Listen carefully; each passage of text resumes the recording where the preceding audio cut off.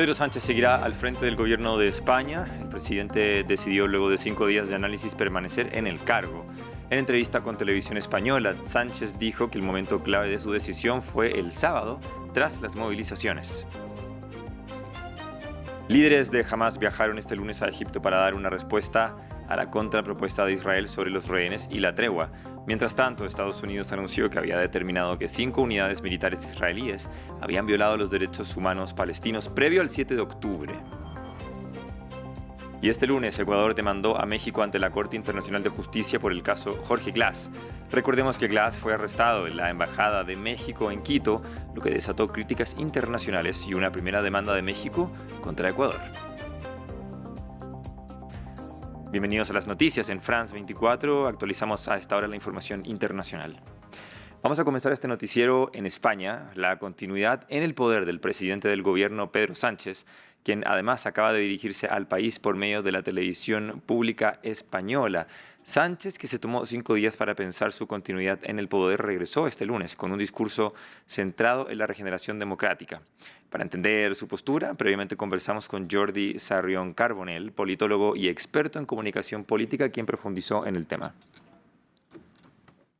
Ese es exactamente el punto en el que estamos y la pregunta que nos hacemos todos y todas, ¿no? Porque Pedro Sánchez ha generado una gran polvareda que ha permitido desviar el foco en un momento en el que el PSOE pues, estaba bajo sospecha y en un momento en el que el PSOE estaba en el punto de mira, y ahora estamos a la espera de que Pedro Sánchez nos presente cuáles son esas medidas de regeneración democrática y también de ver cómo va a conseguir aprobar todas estas reformas de regeneración democrática teniendo que contar con una mayoría parlamentaria que es frágil y que se asienta sobre sus socios nacionalistas de diversos partidos y de diversos símbolos y formas políticas, ¿no? Entonces tendremos que ver cuál es esa batería de medidas que presenta y cómo intenta con esta ofensiva consolidarse, ¿no? Y volver un poco a cerrar el bipartidismo en España y a configurarse, digamos, como una cuestión entre el Partido Popular y el Partido Socialista, que creo que es otra de las estrategias a las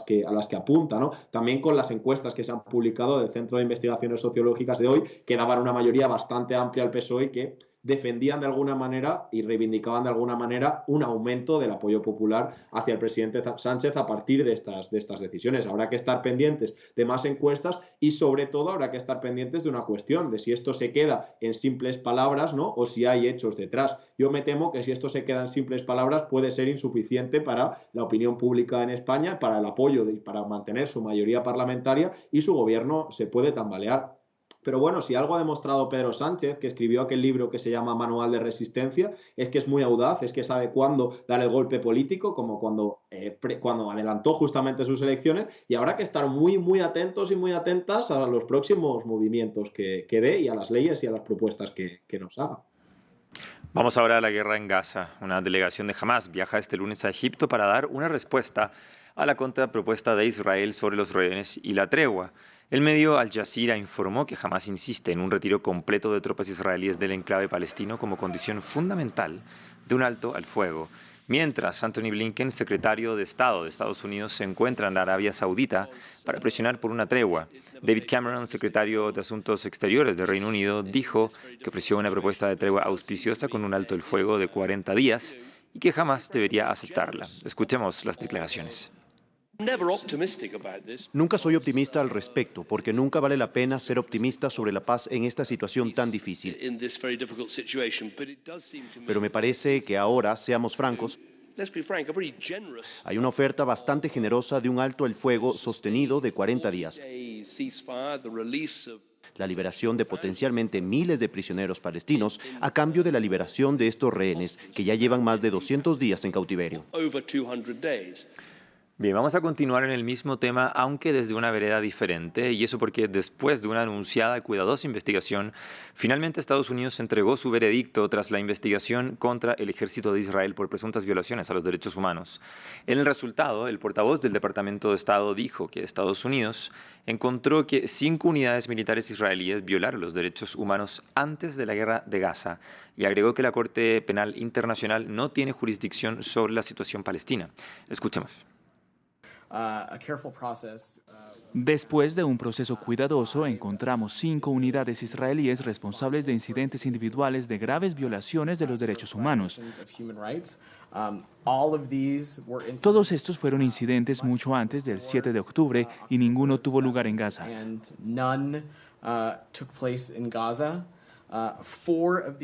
4 de estas unidades han remediado efectivamente estas violaciones, que es lo que esperamos que hagan los socios. Es consistente con lo que esperamos de todos los países con los que tenemos una relación de seguridad. Para una unidad restante, continuamos en consultas y compromisos con el gobierno de Israel. Continuamos con la guerra en Ucrania. Este lunes, un ataque con misiles mató a al menos 4 personas en la ciudad portuaria de Odesa, al sur del país, mientras que 28 personas resultaron heridas. El ataque, según declaraciones en Telegram del gobernador Oleg Kiper, causó daños en edificios residenciales e infraestructura civil. El secretario general de la OTAN, Jens Stoltenberg, se reunió con el presidente ucraniano Volodymyr Zelensky en Kiev. Los dos concordaron con que se necesitan más suministros para que Ucrania pueda revertir la situación en el frente donde ha perdido terreno. Manuela Cano tiene el informe. Una visita sorpresa del secretario general de la OTAN a Kiev. Jens Stoltenberg se reunió con el presidente ucraniano Volodymyr Zelensky. El mandatario reiteró el llamado que ha hecho en los últimos días. Su ejército necesita armamentos lo más pronto posible. Apoyo oportuno a nuestro ejército. Hoy en día no veo nada positivo todavía en este punto. Hay suministros, han comenzado a llegar de a pocos. Es necesario acelerar este proceso. Y el tercer y más importante punto es la cuestión sobre el dinero. Esto es muy importante y estamos agradecidos a nuestros socios, pero es muy importante lo que recibimos por este dinero. Por su parte, Stoltenberg reconoció que la Organización del Tratado Atlántico Norte no ha cumplido con la entrega de los suministros a Ucrania. Sin embargo, se mostró esperanzado de revertir la decisión. Ucrania se ha visto superada durante meses, obligada a racionar su munición. Esto significa que se han derribado menos misiles y drones rusos y que Rusia ha podido avanzar a lo largo de la línea del frente. Pero no es demasiado tarde para que Ucrania prevalezca. Más apoyo está en camino. But it's not too late for Ukraine to prevail. More support is on the way. El mensaje llega poco después de que el comandante en jefe de las Fuerzas Armadas de Ucrania reconociera que la situación en el frente de batalla se ha agravado. La situación en el frente se ha agudizado. Tratando de tomar la iniciativa estratégica y romper la línea del frente, el enemigo ha concentrado sus principales esfuerzos en varios frentes, creando una significativa ventaja en fuerzas y recursos. Desde el fracaso de su contraofensiva en el verano de 2023, Ucrania ha estado a la defensiva, mientras que Rusia ha tomado terreno en el este de Ucrania.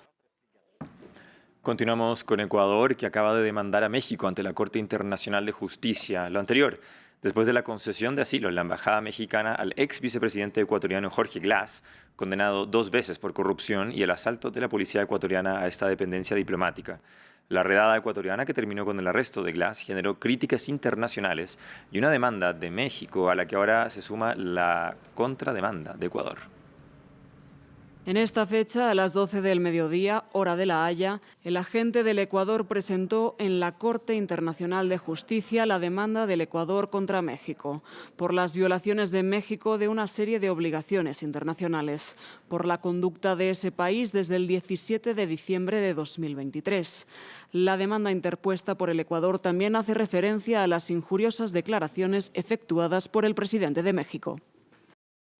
Vamos a Venezuela, donde aumentan las detenciones de opositores al gobierno de Nicolás Maduro. La coalición opositora dijo el domingo por la noche que 3 activistas más habían sido detenidos, los últimos arrestos de miembros de la oposición antes de las elecciones presidenciales de julio. Los 3 activistas son todos del Estado portuguesa, donde la líder de la oposición, María Corina Machado, realizó la semana pasada eventos de campaña en nombre del candidato de la Unidad, Edmundo González. Desde Caracas, nuestra corresponsal, Daniela Zambrano, nos amplía.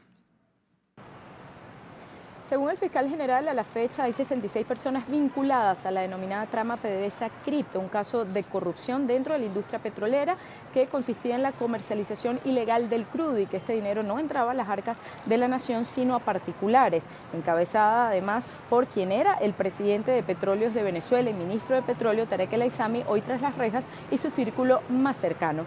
En esta oportunidad, el fiscal vincula a esta trama de corrupción a dirigentes de la oposición venezolana como Julio Borges, Carlos Ocariz, Carlos Vecchio y Leopoldo López.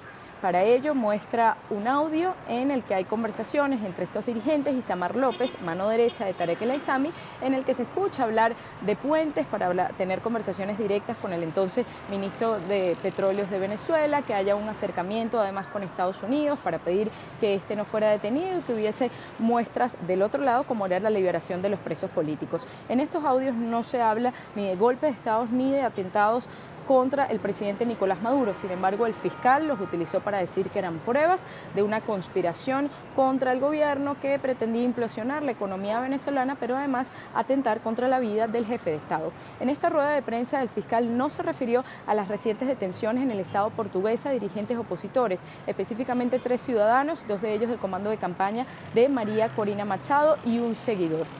Los familiares y abogados de estas personas han asegurado que no han tenido derecho a la defensa ni contactos con sus abogados y se desconocen las razones de su detención.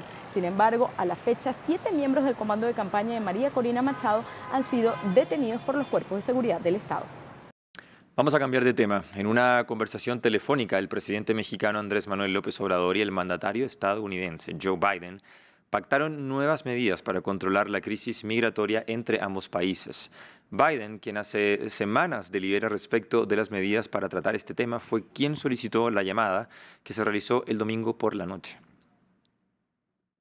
En el corto plazo, los dos presidentes ordenaron a sus equipos de seguridad nacional trabajar en conjunto para implementar de inmediato medidas concretas a fin de reducir significativamente los cruces fronterizos irregulares, protegiendo al mismo tiempo los derechos humanos.